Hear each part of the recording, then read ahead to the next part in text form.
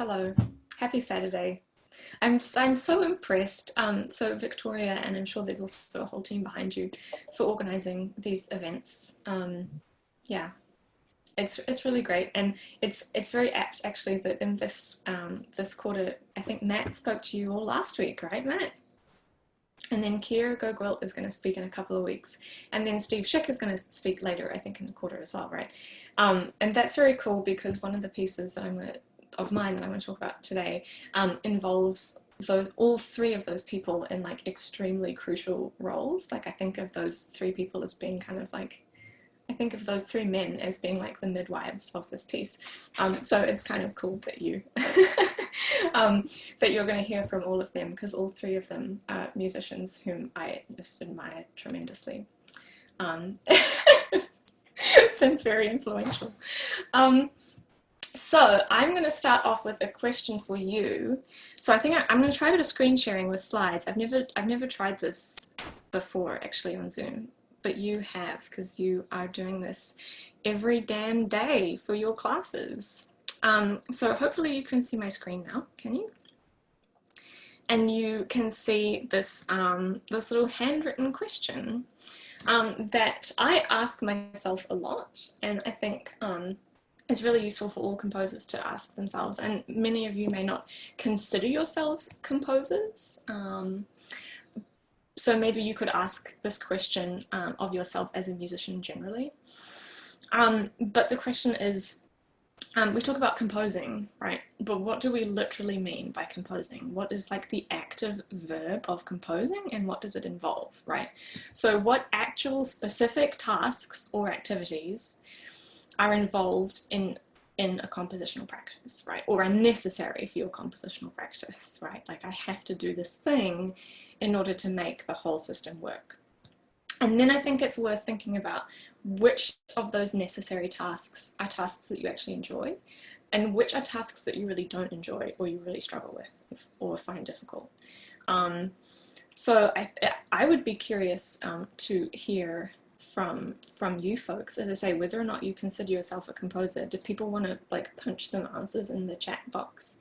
Like, what are the things that you enjoy doing as a musician? And what are the things that you kind of don't enjoy but you have to do anyway?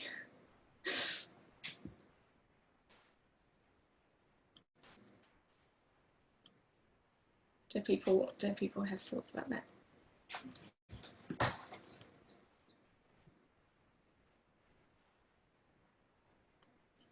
Like, what's your favorite thing about being a musician? Like, what's the best part of it? Cool. Yeah. So Isaac is saying that that arranging is a big part of what you do. But then, like, what does that literally involve? Like, how do you do that? Do you do it at the bass? Do you sit at a piano?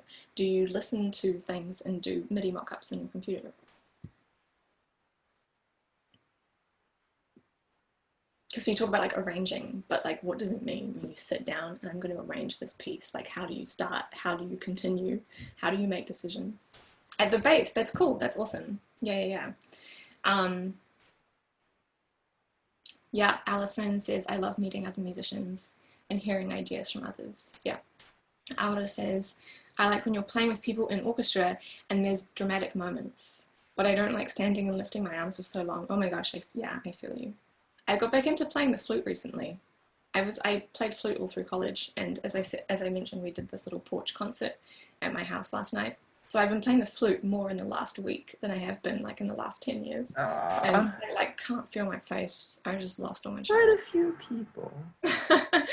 Victoria says, I feel like when I try to arrange something, I try to hear it in my head and then write it down. Yeah, that's really interesting. Yeah. Well, feel free to keep some of those responses coming through. I will show you my list. I made a list. I made two lists, the good list and the not so good list. And this is what my list looks like. Things I enjoy doing. I enjoy singing. I enjoy making up harmonies and like little counterpoints, right? So if there's like how's it tied to the first scene? When I was in high school, when I was driving to school every day, I would like sing along to the radio in the car and like make up harmonies to the songs on the radio.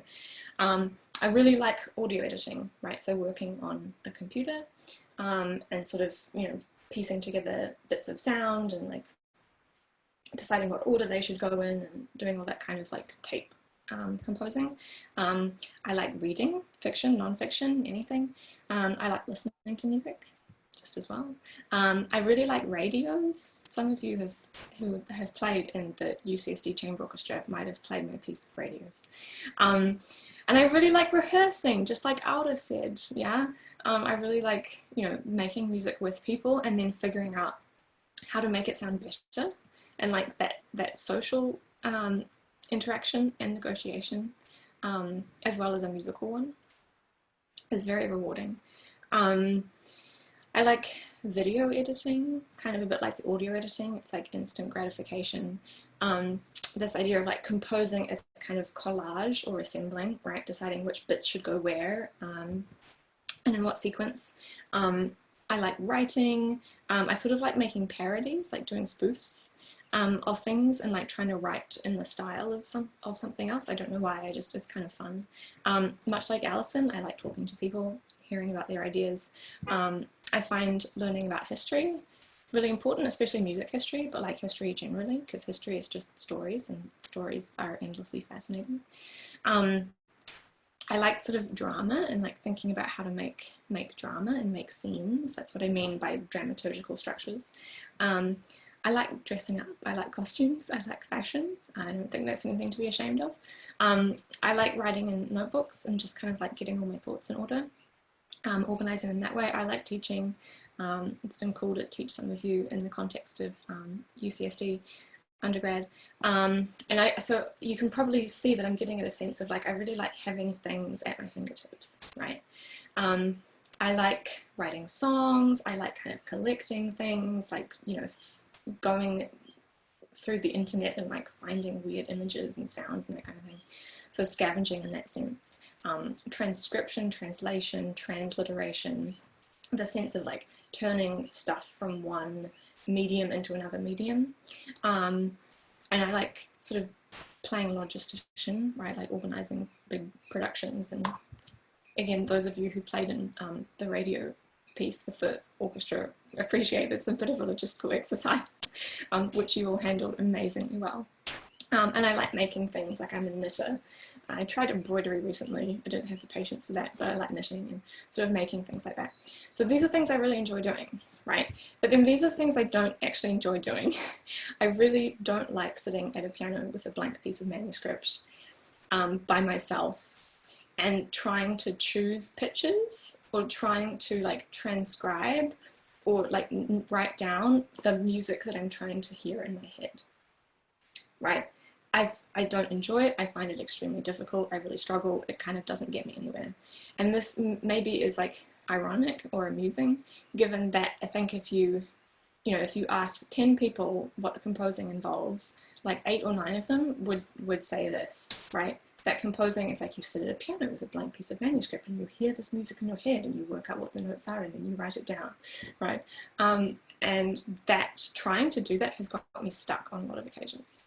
So kind of what I want to talk about today is like something I have been thinking about a lot, like actively thinking about in the last year or so as a composer, is actually how do I compose? What is my process and how successful is it? Does it, bring me joy in my life in this very kind of simplistic way, right? And are the results, am I proud of the results? And sometimes I have to do these things, right? Sometimes as a composer, you have to choose pitches, right? You have to notate things. So I also want to talk a bit about sort of the strategies I've devised to like get through those necessary things without getting stuck, without getting frustrated, depressed, whatever. Let me see, I'm going to stop sharing my screen for a second because I want to send you, actually, no, I won't, sorry. I hope I don't give you vertigo from going back and forth with my screen. There's this quote that I really like that I found recently. It's a tip for living in trying times. This came across my radar post-coronavirus, not surprisingly. How we spend our days is, of course, how we spend our lives. What we do with this hour and that one is what we are doing. A schedule defends from chaos and whim. It is a net for catching days. It is a scaffolding on which a worker can stand and labour with both hands at sections of time. A schedule is a mock-up of reason and order, willed, faked, and so brought into being. It is a peace and a haven set into the wreck of time. It is a lifeboat on which you find yourself, decades later, still living. So the first sentence especially really hit me recently, right? How you spend your days is how you spend your lives. And especially these days when we're thinking a lot about how we're spending our days, suddenly, you know, how we spend our days became how we spend the whole month of April, right? And maybe the whole month of May and beyond, and who knows, right? And so by extension, like how you compose is how you are a musician. You know, that has a knock-on effect a little bit.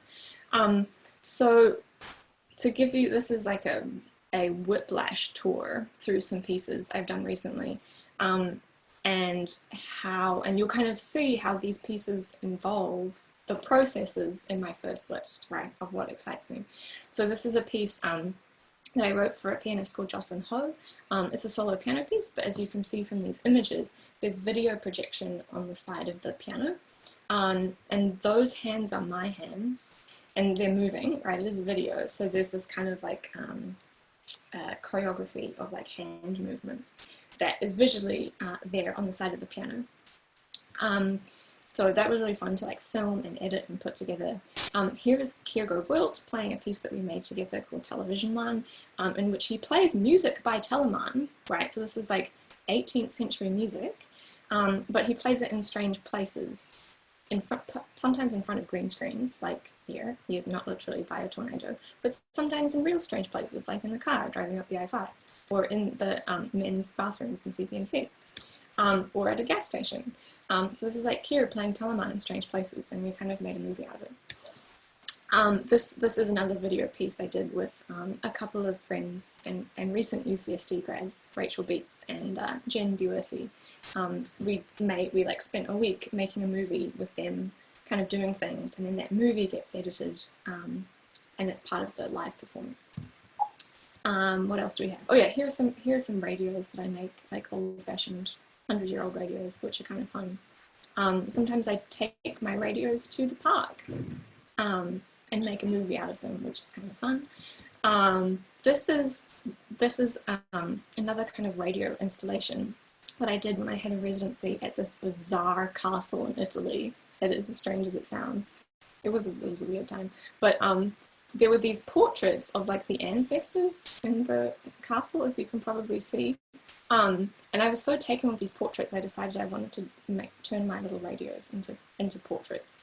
So I kind of, I accessorized them with things from my suitcase and things I found in the garden to make like little radio portraits. And you can probably like a little wire frame that's like an extension of their antenna.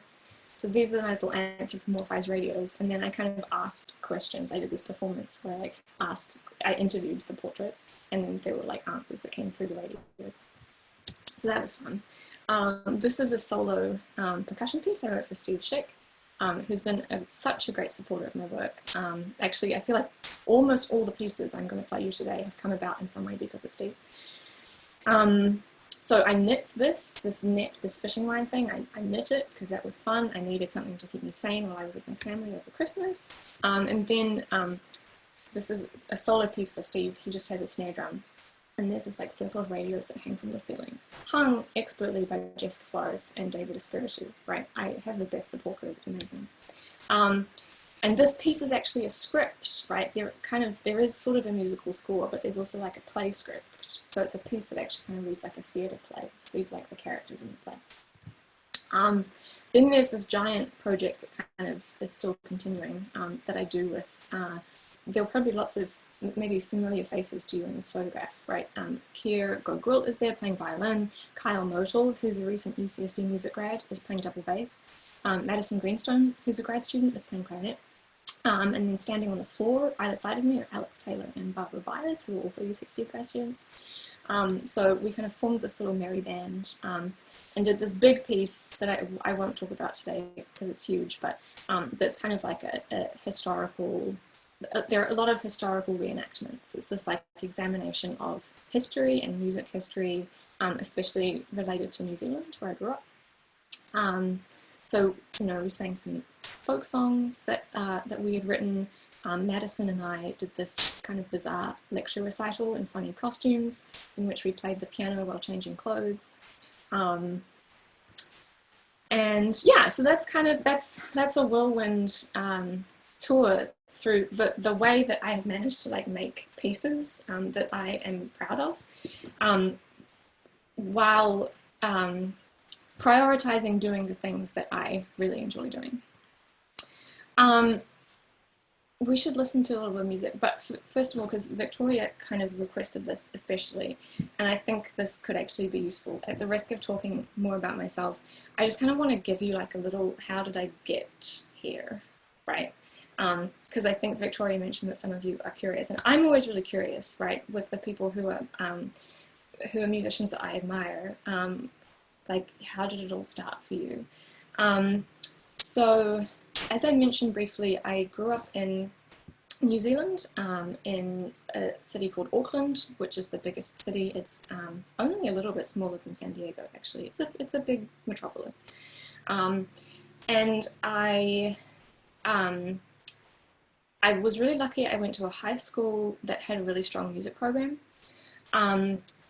And so I was singing in choirs like several times a week. I did flute lessons, I did piano lessons, very unsuccessfully. I still to this day feel very guilty for what I put my high school piano teacher through. But I played in the orchestra in college and, in high school, and was doing all sorts of things, like sort of extracurricular things. Did drama, and we did, you know, put on drama productions and musical theatre productions, and I had a band, it's like girl punk band, and we were writing songs and gigging and stuff. And my high school, my subjects in senior year of high school were, get this, music, drama, German, English, art history, media studies, and calculus. So it's like the whole kind of arty works. And then in college, I did a double degree, so like music and art, so Bachelor of Music, Bachelor of Arts. So I was majoring in composition, but also majoring in theatre and German still. And then I did a minor in flute performance, so I was sort of doing like mini flute recitals and stuff through college, because I figured out pretty early on that I couldn't spend more than an hour a day practicing, and that meant that I was never going to be a good enough flute player to be a professional flute player. So I was like, okay, composition is for me. Yeah, so that was college, and was still singing in choirs all through college. The orchestra thing kind of fell by the wayside in college, but heaps of choirs, still bands. I had a different band in college. We were like an alt folk band. And also something that I remember fondly from college was writing music for friends' theatre productions and films. And that was so valuable, and especially I love writing music for theatre productions. I had a friend who was doing a lot of Shakespeare, so I wrote music for like Twelfth Night, Measure for Measure, Much Ado About Nothing, as well as like Mother Courage, which is a play by Bertolt Brecht, like, you know, classic of early 20th century German theatre. So that was a really amazing way to kind of get familiar with brilliant and important pieces of theatrical literature. And I also really loved kind of being in the rehearsal room with actors, right? And you're writing music for a play, which means that sometimes you have to kind of make it up on the spot in rehearsal, or you know, compose as you go, so that it all adapts to what the actors are capable of and like what suits the drama. And so that very kind of hands-on way of composing was always a blast. And then towards the end of college, I realized I wanted to go to grad school to study composition. I had sort of 18 months in between finishing undergrad and starting grad school. And that time was obviously very much consumed with grad school applications, as well as I was doing a lot of teaching to kind of save up money for grad school, like teaching piano and flute to small children. But I was still composing a bit, and I was very, very lucky. There are some amazing like young composer programs in New Zealand, especially one with the New Zealand Symphony Orchestra. So on a couple of occasions, actually, I had a piece workshopped by the New Zealand Symphony Orchestra and recorded, which was in one way, like there's nothing that makes you feel like a real composer more than having your piece performed by an orchestra. So that was very affirming, I think, and very like, oh yeah, I'm a composer, I can do this. But I also, it would be a lie if I didn't say that it was the most terrifying, nerve-wracking thing that's ever happened to me. And on both occasions, both pieces, like after the rehearsal, I just had to like go home and cry for the rest of the day. It was just like it's so terrifying when this thing that has been in your head for months is suddenly in front of 80 professional musicians. It's hard. It's like having someone read your diary. It's just, I found it mortifying. So it's, yeah, mixed feelings, blessing and a curse. And then I got to UCSD, and for a couple of years, the kind of demands of grad school meant that I wasn't performing very much at all. And I really missed it, and I'm really glad that I kind of have found a way to get back into that. I work with a community choir here in San Diego, the San Diego Women's Chorus, as their assistant director, which is an amazing amateur group, and I really, really appreciate working with amateur musicians. Those of you who work with the La Jolla Symphony, I think you might get a sense of the joy of that, you know, creating a community in that way. And then, as you saw from those slides earlier, there are so many fellow grad students here at UCSD that we've made work together that I'm really proud of, and have learned a lot from them, performing with them, making performances with them, and that kind of thing.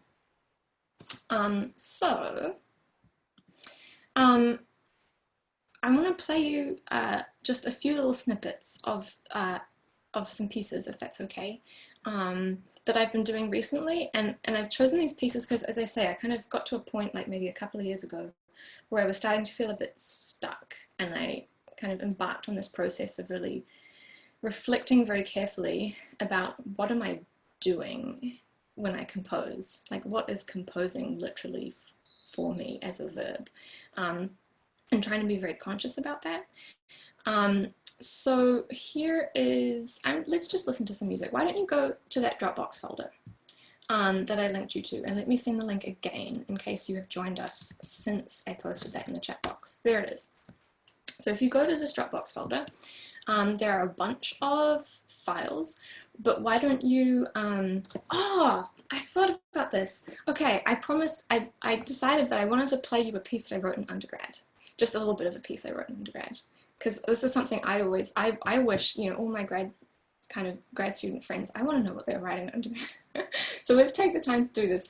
The file that's number 1, it's called Fradubio Snippet. It's just like a minute or so. Listen to that. It's briefly what it is. Again, with a bunch of friends and colleagues from undergrad, we put on an opera production. The opera was terrible, but some of it, bits of it I'm really proud of, and especially what I'm proud of is like the way we all worked as a team. So, like, I was writing the music, my friend Claire Bracegirdle, I think I have a photo actually of all of us, wrote the libretto. Here we all are. Here's Claire, she wrote the libretto. Here are the 4 singers: Anthony Schneider, Elizabeth Mangiano, Marlena DeVoe, and Amitai Pasi, and they all now have international opera careers. It's kind of amazing, actually. It was this little dream team. Amitai is singing with the San Francisco Opera. Anthony is singing with the Vienna Staatsoper. Marlena DeVoe is singing with like major opera houses in the UK, and Elizabeth in New Zealand. It's very cool. And this Tianyi Lu was the conductor. And she was a fellow student, and she's just been like workshopping with the LA Phil and just like doing amazing things as a conductor. So I never take for granted, and I never forget the way that like the people that you learn with in college are the people that you keep learning with, you know, and like they're the people who stay with you. So anyway, just for fun, this little flashback, why don't you have a listen to this little snippet from the undergrad opera? Go ahead.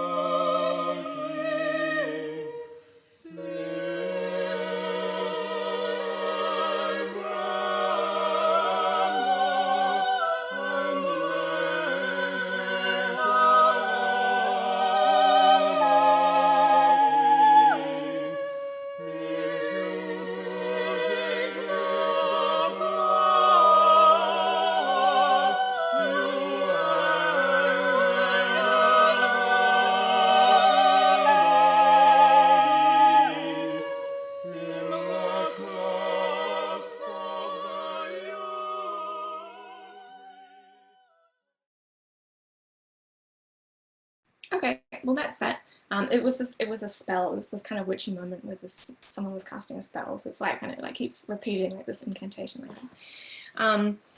But so actually, what I'm about to play you is now this weird kind of like closing a loop. You know, that piece that you just heard I wrote in 2010, and the piece I'm about to play you I wrote in 2018. So like 8 years has elapsed, but there's this weird kind of full circle. Why don't we just have a listen? So if you go to number 2, it's called Cool of the Day. Let's just listen to a little snippet of this. It's a short song anyway, but why don't you jump in at, what do I think would work? Why don't you jump in at about like 1 minute and 20 seconds? And we'll just have a listen to a couple minutes. So Barbara Byers, who's a member of our department here, is singing, as am I. So yeah, let's listen to just a couple minutes of that. Have fun.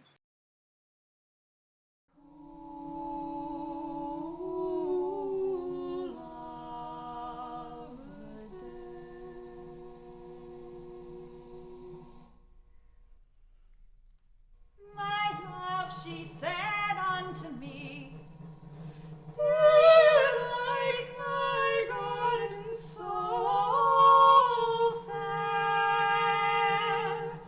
You may walk in my garden if you keep the waters clear, and I'll return in the cool of the day. Now is the cool of the day. Now is the cool of the day. The air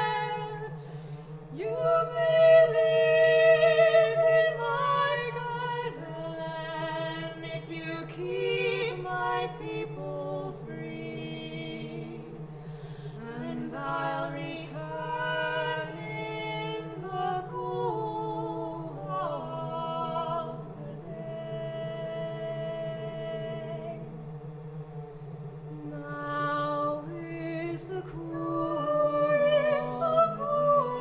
Now is the cool of the day. Is our guide, the guide, and she walks in her garden. In the cool of the day.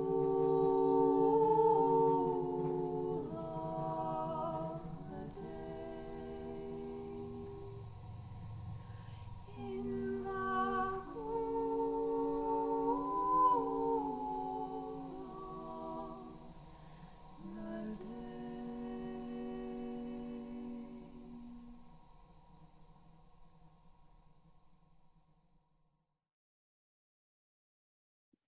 Okay, so hopefully you more or less wound up there. So let me explain about what's going on in this piece. It's a song that was written by Jean Ritchie. Let me type her name in the chat box so you know how to spell it. Ritchie, who was a folk singer from Kentucky and lived like in Appalachia for her whole life, and is this kind of treasure of Appalachian folk music. So she wrote the song, and I heard that song sung by someone else over the summer and was just like, wow, that's a song. And just really wanted to work with it. And so what you can probably tell is happening in that piece. So Barbara, the vocalist, she's singing this melody of the song, right? She's singing the original Jean Ritchie song. And then I kind of wrote a little counterpoint, this little second voice harmony part to sort of go with it. And then if you heard some sort of crackly sounds, like as a drone underneath, those are radio noises that I've recorded in various settings, kind of radio feedback, and kind of, you know, layering the crackle stuff of radio that seems to be a really sort of atmospheric support for the two voices in that. So I know at least some of you have bravely soldiered through Music 101, right? I'm looking at like Alda and Song and people, and 101 in which you learn counterpoint, right? You learn like 16th, 17th century counterpoint. And the way that you learn counterpoint is that you start with two voices. And you learn, you know, right, first species counterpoint, which is two voices. And then like you do a bunch of sort of variations on that. And then you move on to three voices. And then you move on to four voices, right? And theoretically, you could sort of keep going. So yeah, a couple of years ago, I had written a couple of pieces, but I felt like I was really stuck. Like, you know, the pieces got done and they got sent off and it was fine. That's the thing about composing, is like, it's very rare that a piece is ever like a total disaster. You know, usually things are just like fine. But so I'd written a couple of pieces that I felt really stuck, and I realized that I was stuck because I was trying to write them entirely in my head. Especially there was this piano trio that was really disappointing. I was disappointed in it. So a piece for violin, cello, and piano. That I was trying to do entirely conceptually. I'd written like pages and pages of notes in this notebook that actually made no sense because I wasn't thinking about music. I wasn't thinking about sound. I was like thinking about sort of conceptual things. So I sort of got down this rabbit hole. So I kind of tried to totally change direction and just say, what if I just wrote a harmony part to a song I really love? And that's kind of what came out. And I was like, this is great, this is fun, because I am composing in a way where I am in the sound all the time as I compose, right? I am singing, and I actually, that piece, there still is no score, because I didn't write it with sheet music at all, or with notes. It was all just like listening. I recorded the melody and then would play it back while I kind of, you know, improvised, and then eventually sort of settled on the notes that I liked the best. Right? And that's how it got composed. And that was just such a joyful process for me. I was like, wow, what if composing was always like this? It was like the sun came out, you know, composing for me went from being something that was really difficult and I always felt really inadequate doing, to being something that like made me want to get out of bed. So I was like, okay, that's my two voice species counterpoint. What if, let's move on to three voices. And because Barbara is a cherished friend and we love singing together, and then my friend Alex Taylor moved from New Zealand to start grad school at UCSD as a composer, I was like, let's write a piece for me and Barbara and Alex to sing. And so then we get three voice counterpoint. And I composed this in the same way.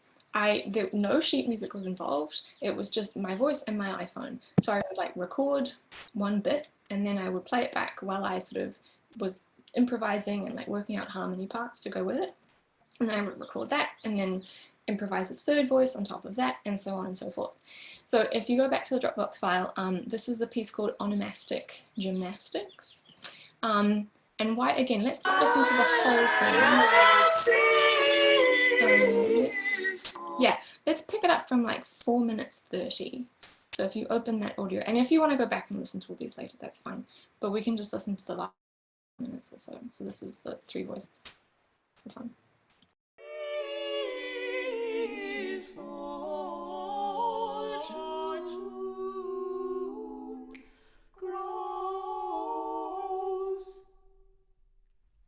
Soon each thought they'll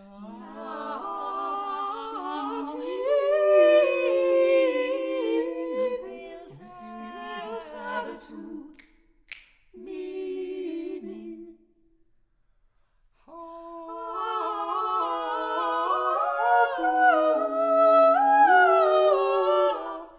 would the name first shows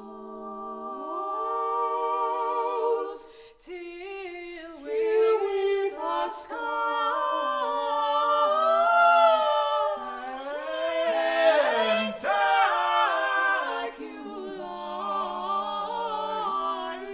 tentacularly close.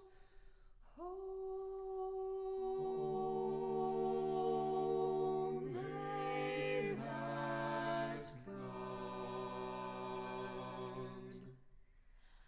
be it beyond or in my care.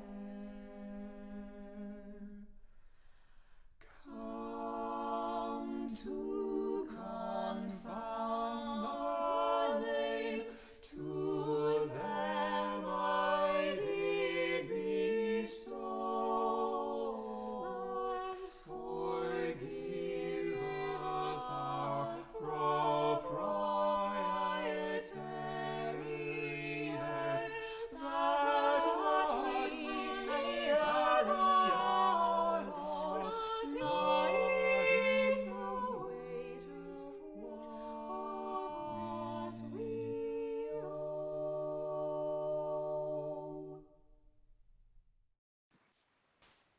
Okay, so that's a little snippet of that. Steve Schick actually commissioned that piece, so another shout out to Steve. And the score of that piece is in the Dropbox folder if you want to have a look through it. The lyrics, just to explain very briefly, well, the piece was written to be performed at this historical museum in Colorado, which is the building of the museum is the house, it's a 19th century house that was built and resided in by a man named Barney Ford. And he was an escaped slave who made his way to Colorado and sort of made his fortune as a businessman, hotelier, restaurateur, that kind of thing. So really amazing life and history. And so I was kind of stuck with this commission from Steve about like what music could I possibly write to be performed at the house of an escaped slave. So anyway, the lyrics are that's what the lyrics are responding to without kind of going into too much detail. So there was 2 voices, we're up to 3 voices, and by this point it's like mid-2019, and the next project I have to do is I have to write a piece for the La Jolla Symphony Orchestra. I have to write a violin concerto, and I'm like, oh, okay, I think we're ramping up from 3 voices to 50. And that's kind of what happened. But I was so enjoying this process of like composing with my voice and kind of singing my way through things. And especially like working with materials to start off with, right? So like with the Cool of the Day song, like there was this song by Jean Ritchie, and I just loved this song, and I love Jean Ritchie as an artist, and like how can I make a piece that is both an homage to this artist while also kind of being like my homage, and like my expression of what this person's music means to me, rather than sort of being a composition in the sense of something that like starts from scratch, as it were. So I want to just speak a little bit about the La Jolla Symphony piece, and take you kind of under the hood a little bit and like behind the scenes. But I actually, even though there is a video of this piece on YouTube, I don't think listening to that piece or part of it is actually the best use of our time, strangely. I'll send you the link in case you want to listen to it anyway, but it's sort of a 20-minute piece, which is a bit long, and there's something admittedly a little disappointing about watching an orchestral performance in a YouTube video. And I know you might say like, oh, that's just our life for the next several months.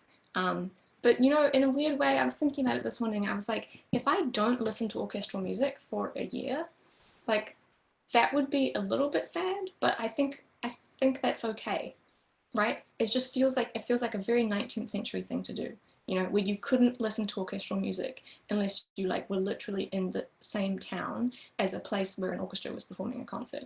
And people lived very happily and fulfilled musical lives under those circumstances. So I was like, I think I can do this 19th century thing. We'll see how far I get. But so for this orchestra piece, let me share my screen because I want to show you just for sort of old time's sake. These are the first 2 pages of my notebook where I start working on this piece, right? So this is the beginning, when I have a blank piece of paper and I write concerto at the top because it's a concerto for Kierkegaard, and then I kind of figure out what else to put on this page. And just to explain briefly what's on this page, I knew the orchestration would be the same as that of the Schumann concerto, which Kier and the La Jolla Symphony were performing on the same concert. So that's an interesting orchestration because it's a small orchestra. So as you can see in this little thing I drew, that means it's double winds and a really small brass section, right? Only horns and trumpets in the brass. I'd asked Steve for 2 percussions as well. And then there's this big string section. So something I was very conscious of is that in the pieces for orchestra I'd written previously, I didn't think that I'd written for brass and woodwinds very well. And as a wind player, that made me kind of sad. The flute parts are not very interesting, and the brass parts are not very interesting. So I was like, okay, this is the piece that I write good brass and wind parts. And because there's so much similarity between brass and wind writing and vocal writing, I was like, aha, this is going to work really well with this kind of like singing composing thing that's been working really well for me. So I kind of had this idea that, you know, the double winds, they were in pairs, the ants go marching 2 by 2. I then later kind of organized the winds into like 3 quartets, so like 3 choirs, 3 4-part choirs that are quite distinct musically. And there were also a few pieces of music that I had been listening to that I sort of got really obsessed with. One was a piece of 12th century counterpoint. It's like really old music. One was 17th century counterpoint, so still pretty old music. And then 2 pop songs, one by Paul Simon from the mid-80s, the song Boy in the Bubble. Maybe your dad listens to it a lot. That's certainly how I became familiar with that piece. And also a song by a very contemporary artist called Serpent with Feet, who is an amazing vocalist and sort of electronic producer. And I was really, really amazed and impressed and moved by their music. So this was kind of what was in my ears. And so musical material from all of those sources feed into this piece in really concrete ways, right? Like in the sense that if you knew the original song, you'd probably recognize something of that music in this piece. But for me, that's really interesting to sort of write music that has footnotes in that way, that like signals to other music that will mean things for other people, right? I mean, Paul Simon is kind of a extremely meaningful and influential, sometimes controversial figure in American popular music. And so Paul Simon means things, and this Paul Simon song means something to so many people. And the idea of being able to kind of leverage that meaning appeals to me a lot. So I knew I wanted to work with the woodwinds, especially in this kind of choral way. And so I started mocking things up in GarageBand. And sometimes I was using little melodic motifs or kind of structural organizations of pitch from these 4 pieces of music, right? The 2 old counterpoint and then the 2 kind of modern pop songs. So what I want to just play you really briefly, and then I think, is my vocal mock-up of an orchestra. So this is going to sound ridiculous. So if you go to the Dropbox folder, number 5 is a file called Terra mockup, right? And this is me with all of the octave shifting that GarageBand can do, right? So shift my voice down 2 octaves so I become a contrabassoon, which then allows me to like do exactly the same process that I was doing for these previous vocal pieces, which is like just lay down 1 track at a time, right?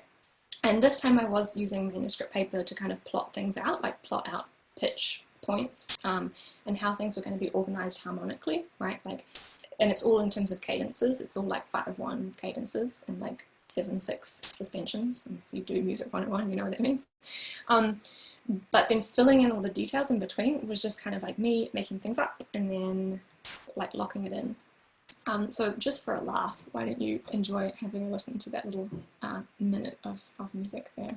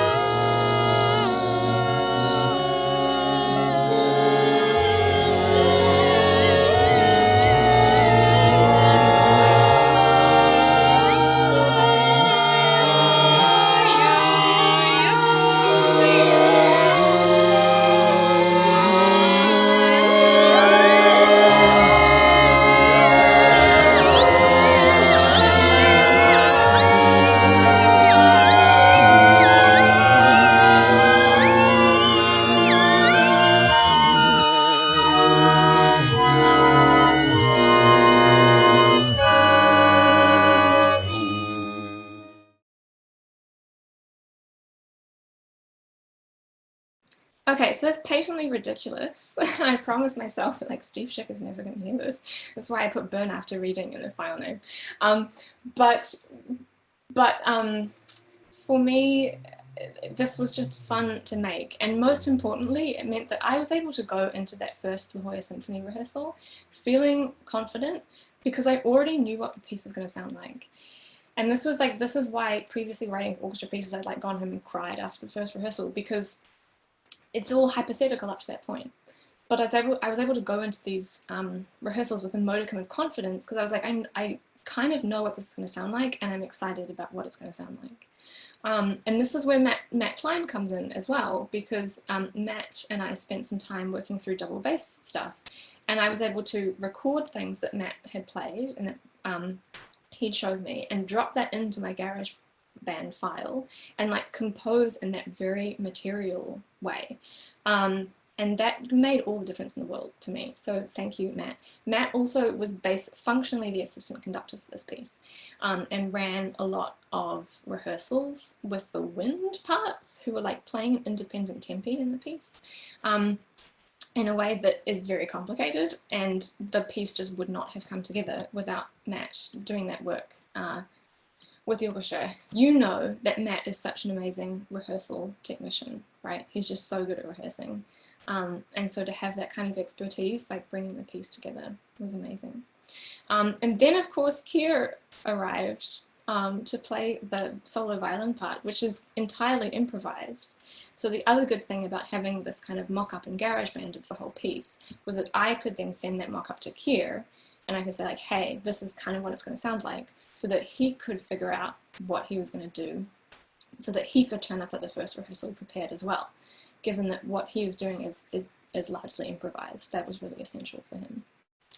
So anyway, the link to that whole performance is there. I just punched it in the chat box.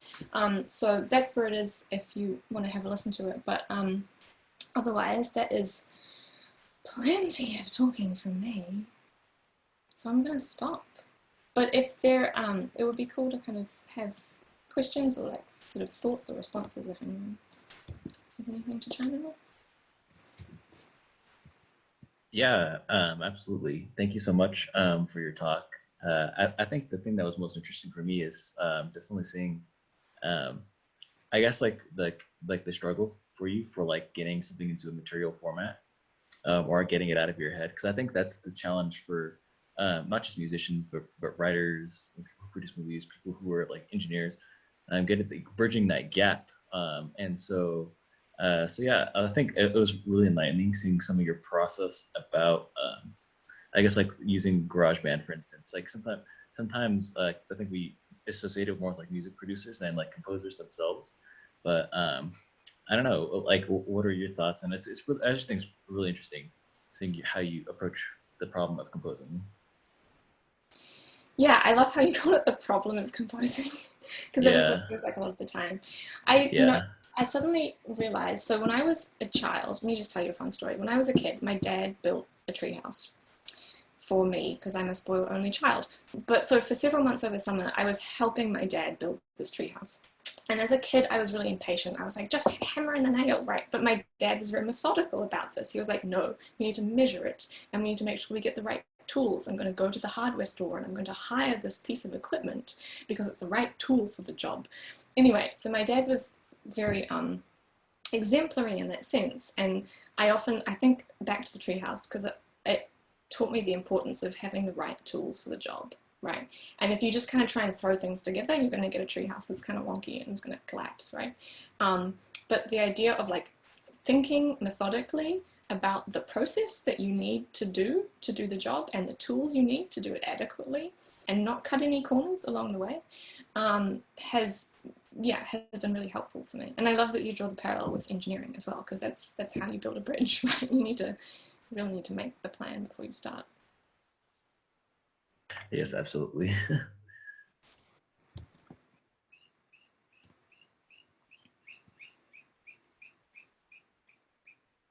Thanks, Zach. Hello, I actually had a quick question. Thank you so much for doing the presentation, actually. And I have two questions, actually. First of all, how did you find success as a composer? And secondly, what do you think is the biggest difference in your composition of voice, like from now and like 5 or 10 years ago? Yeah, okay, the second question is easier to answer, so I might start with that. Yeah, I think I feel more confident about my sort of compositional voice, as it were, when the piece has come out of me doing things that I feel good at. So, you know, in terms of, there are so many different ways to be a musician, right? And I think a dangerous and destructive mentality that I have certainly inherited from some of my education, and I worry about it being sort of passed on, is this idea that there is kind of one way to be a musician, or there is a better way to be a musician, right? Which is that like you're really good at a certain traditional instrument, and or you have a really good ear, which means that like you can hear chord progressions, or like you can look at an orchestral score and know what it all sounds like. And the fact is that those are all highly specialized things, right? Yeah, I mean, Pierre Boulez can look at an orchestral score and know what it sounds like and like follow it through because he has been a professional conductor for decades, or he had been, right? Like that is a highly specialized thing, and by no means something that every musician should be expected to do. And so when I was kind of getting stuck, because I would like sit at the piano and like try to choose notes because I thought that's what a composer was supposed to do, but I wasn't a pianist, and just like why was I expecting myself to do something that was just not part of my wheelhouse when I had all this experience that I should have been confident in, right? Like choral singing, and that kind of like working in an ensemble and like using my voice, and I should have been leaning on that expertise, right? Which I find enjoyable and pleasurable and I can take confidence in. So yeah, so I can confidently say that like the pieces that I am most proud of and I feel like have a voice to kind of offer are ones that come out of being steeped in that kind of expertise, right? Just like it's that thing about like how do you spend your days, you know? How do you build expertise by virtue of time and experience and hours that you put in? Success as a composer, like honestly, like from a very practical point of view, it does so much come down to, I think in my experience, my education has been like foundational. I've had amazing teachers. I have been so lucky and so privileged to go to really, really good schools. And to have like parents who have been so supportive all the time and who like paid for God knows how many lessons of music through high school.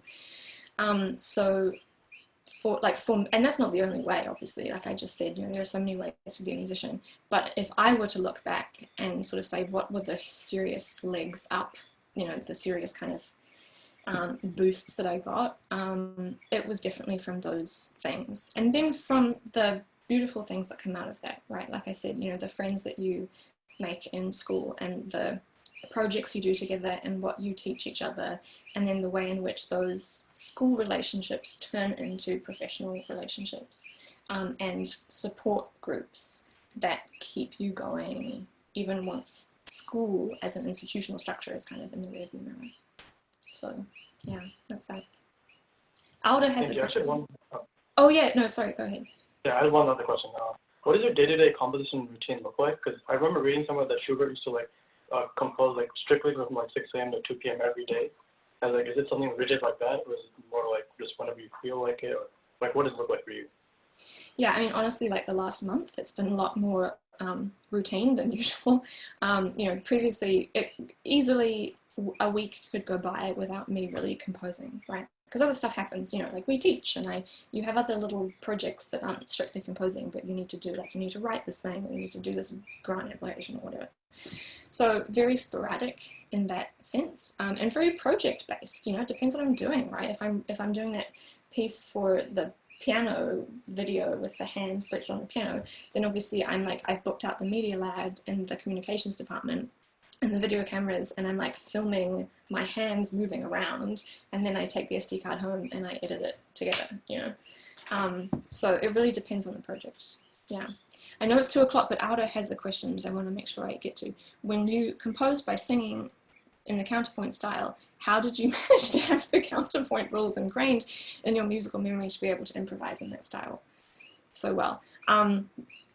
It's from singing in choirs. I know I should say something like, oh, it's because I was a very studious child in Music 101. That's not true. It's just from singing in choirs for years and years, and your voice kind of learns what to do, and it kind of learns what feels good. You know, it's like, man, resolving a suspension just feels so good.